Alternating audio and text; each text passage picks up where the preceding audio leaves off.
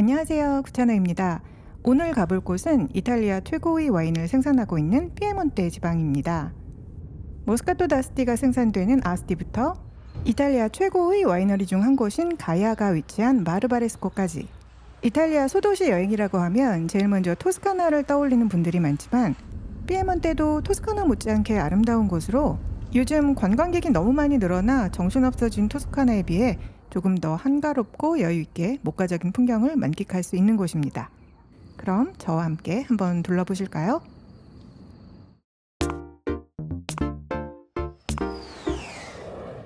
굿유! 오르타 호수를 떠난 저희는 피에몬테 지방으로 향하고 있습니다. 밀라노 북서쪽에 위치한 피에몬테주는 토리노를 주도로 하고 있으며 아스티에서 알바, 꾸네오에 이르는 지역이 주요 와인 생산지입니다. 특히 바르바레스코와 바룰로에서는 네비올로 품종으로 만든 최고의 레드와인이 생산되고 있습니다. 호텔 체크인까지 약간 시간이 남아서 바르바레스코 마을을 잠깐 들러보기로 했습니다. 우회전입니다. 저기 바르바레스코 보인다. 빨간 거 저기요. 우회전입니다. 관광 안내소가 있는 마을 초입이고요. 마을 안으로 더 들어오면 산조반니 성당 앞에 주차를 할 수 있는 공간이 좀 있습니다. 공간이 넓진 않지만 어렵지 않게 주차할 수 있었습니다. 이곳은 마을 입구에 있는 관광 안내소 겸 에노테카입니다. 다양한 와인을 시음하고 구입할 수 있는데 내부 공간이 아주 멋집니다. 보통 30-40유로 정도면 적당한 와인을 구입할 수 있습니다. 안내소와 바에서도 다양한 와인을 글래스로 판매하고 있는데요. 저희는 조금 더 경치 좋은 곳으로 향했습니다. 보파 와이너리에서 운영하는 바인데요. 보파 와인밖에 선택지가 없다는 것이 좀 아쉽긴 하지만 이런 멋진 경치를 보면서 와인을 즐길 수 있는 곳이라 관광객들에게 인기가 좋은 곳입니다. 바베스코 파예? 오케이. 매그넘도 맛있는 거 아니에요? 매그넘이 맛있지. 바베스코 bello.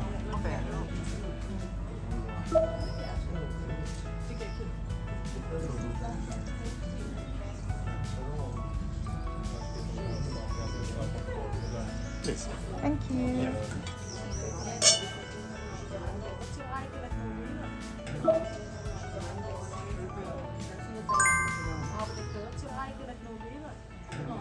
이곳은 보파 옆에 있는 가야 와이너리입니다. 투어도 있다고 듣긴 했는데 계획 없이 들른 거라 투어를 하진 못했고요. 별도의 샵이 있는 것도 아니라서 인증샷을 찍는 것 외에는 할 수 있는 일이 없었습니다. 이곳은 바르바레스코 프로토투리인데요. 말하자면 바르바레스코 협동조합 같은 건데 한국에도 이 와인이 합리적인 가격에 많이 수입되고 있습니다. 잠깐 안으로 들어가 구경해 보았습니다. 시음도 가능하고 구입도 가능합니다. 나온게 이건 많이 들어오잖아. 이거 한국에. 많이 먹어. 프로토투리. 이마트 같은 데 가시면 비싸지 않은 가격에 구입할 수 있는 와인이니 굳이 여기서 사가지고 갈 필요는 없고요. 가격은 30에서 50유로 사이네요. 이곳은 안젤로 가야의 단골 식당으로 알려진 안티카 또레인데 운 좋으면 안젤로 선상님을 직접 만날 수도 있다고 하네요. 레스토랑 바로 앞에 또레 디 바르바레스코가 위치하고 있습니다. 이탈리아어로 또레는 탑이라는 뜻입니다. 가야 선생님의 단골집입니다. 가끔씩 여기 가면 가야를 만날 수가 있대. 진짜 가야를 만난 사람들의 간증이 이어지고 있어. 바르바레스코에서 잠시 즐거운 시간을 보내고 숙소를 향해 출발합니다.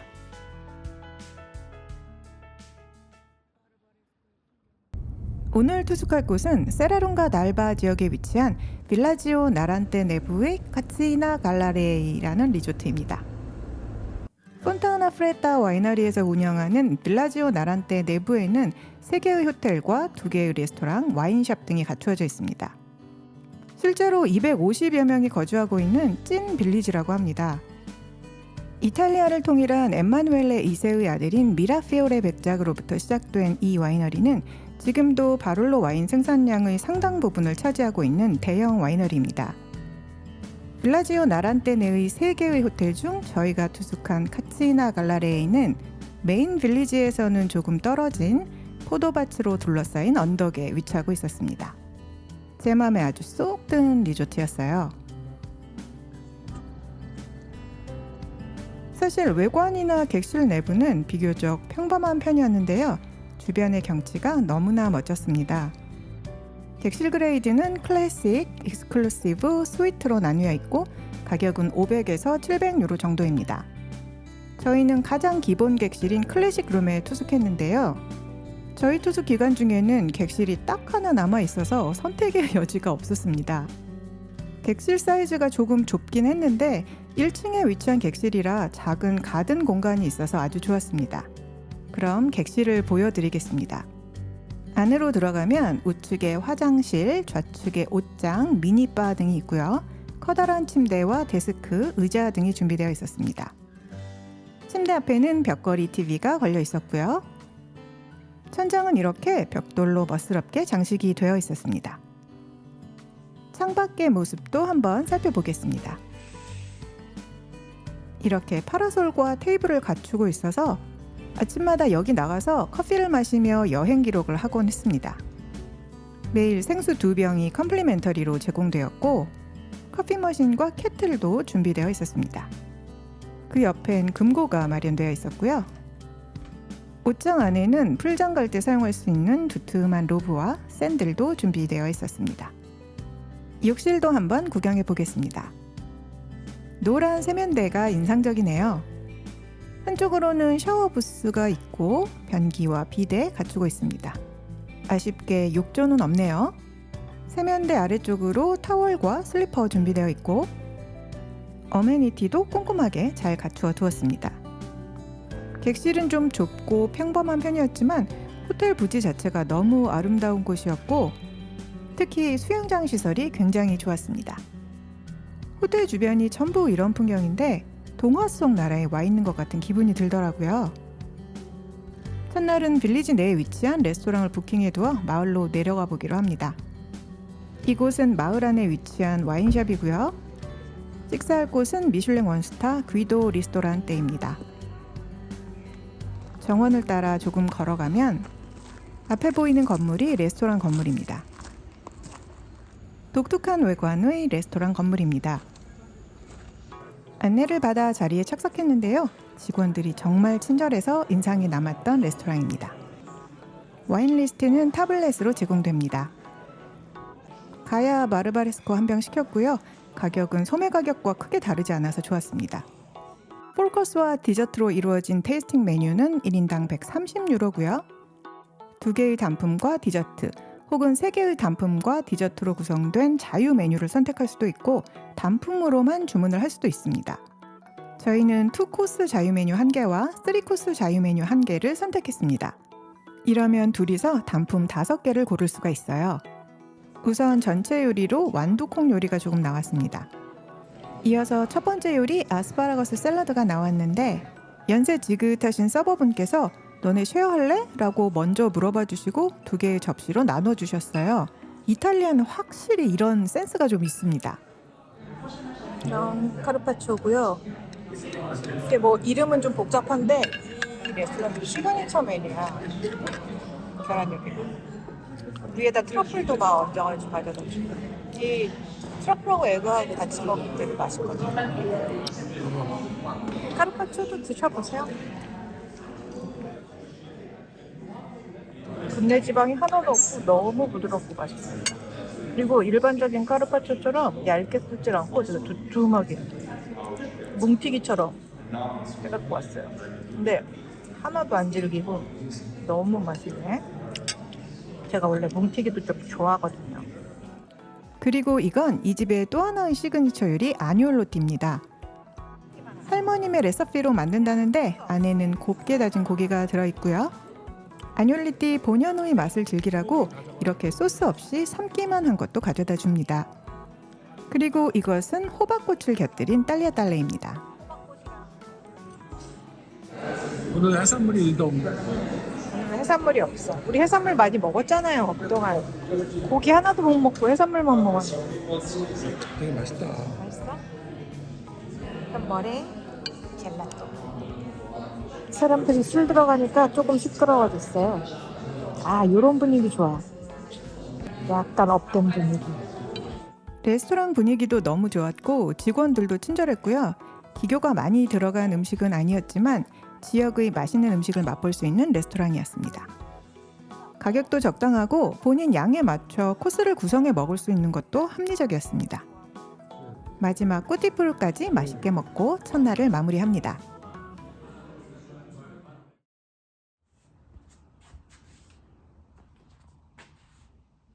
까치진 머리 어떡할 거야 저거.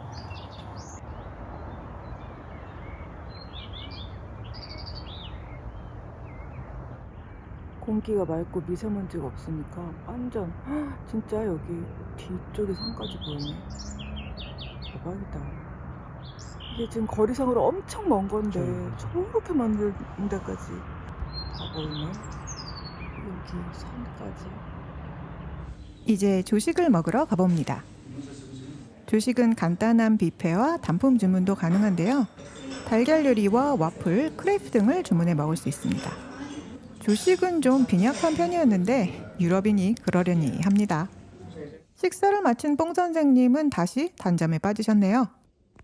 그동안 저는 테라스에 나와 여행기도 좀 쓰고 바깥으로 나와 새로 구매한 셀피 드론도 좀 날려보았습니다. 구매하고 바로 가져온 터라 조작법도 서툴고 사람들 있는 곳에선 날리기가 어렵기 때문에 야심차게 구입한 카메라를 제대로 써먹지 못한 것이 조금 아쉬웠는데요. 다음 여행에서부터는 좀 적극적으로 활용을 해봐야겠다 생각을 했습니다. 막상 촬영된 영상을 보니 꽤 재미가 있더라고요. 조종기가 있는 일반 드론처럼 높이 날릴 수는 없는 기체지만 혼자서도 이런 영상들을 촬영할 수 있다는 것이 재미있었습니다. 밖에서 조금 혼자 놀기를 즐기다가 뽕 선생님과 수영장에 갔습니다. 이 리조트에서 가장 마음에 들었던 곳이 바로 이 수영장이었는데요. 물 온도를 정말 따뜻하게 맞춰놓았더라고요. 유럽은 습도가 낮고 일교차가 커서 한여름에도 아침 저녁엔 수영하기 힘든 경우가 많은데 여긴 정말 좋았습니다. 그리고 이렇게 목재와 벽돌, 화강암 등으로 내부를 고급스럽게 꾸며둔 것도 좋았습니다. 2층엔 라운지도 마련되어 있습니다. 버튼을 누르면 이렇게 일정 시간 샤워 폭포를 나오게 할 수도 있고요. 실내 수영장은 실외 수영장과 연결되어 있는데 이 자동문을 통해 밖으로 나갈 수 있습니다. 저는 땡볕에 나가 있는 것을 선호하지 않아서 실내 수영장이 너무 마음에 들었는데 역시나 현지 분들은 다들 밖에 나가 일광욕을 즐기고 계시더라고요. 뽕 선생님도 한 자리 잡고 누웠는데 경치가 정말 예술입니다. 저도 잠깐 옆에 누워보았습니다만 너무 뜨거워서 5분도 버티지 못하고 실내로 들어오고 말았습니다.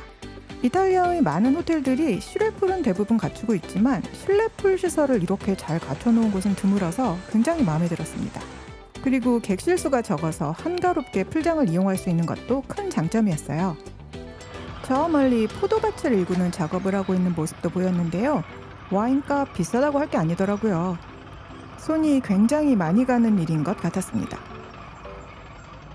둘째 날은 직원의 추천을 받아 근처 레스토랑에서 저녁을 먹기로 했습니다. 오스테리아 일 꼬르틸레라는 곳으로 미슐랭 레스토랑은 아니지만 지역민들에게 인기 좋은 레스토랑이라고 하더라고요. 너 어떤 레스토랑 가고 싶은데? 라고 묻길래 경치 좋은 데 가고 싶어 라고 얘기했더니 이곳을 제일 먼저 추천해 주더라고요. 친절한 직원이 예약까지 해줘서 편하게 다녀올 수 있었습니다.